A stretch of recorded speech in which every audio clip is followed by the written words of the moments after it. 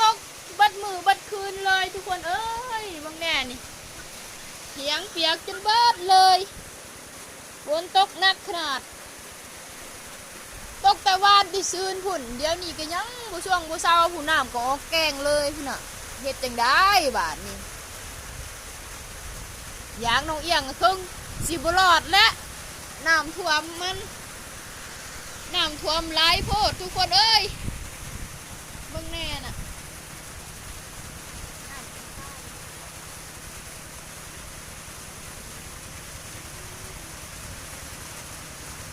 ยังมืดกุ๊บอยู่เด้ทุกคนโอ้ฝนตกเอาแท้เอาว่าเนาะอันนี้เนาะน้ำจนจำพานนี่พุ่นนะฝนตกแห้งน้ำท่วมทุกคนเอ้ย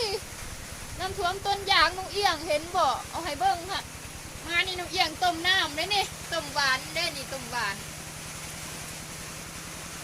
ต้มหักไม้ต้มหักไม้กินทุกคนก็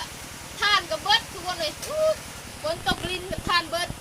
ตอนนี้กันกำลังไถสวนอยู่แน่แข่งฝนวะ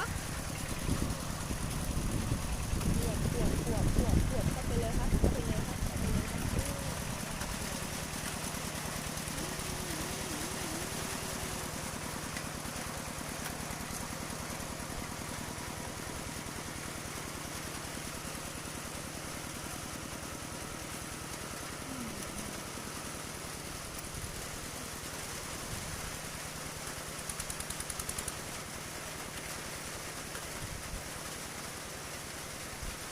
ไถสวนทุกค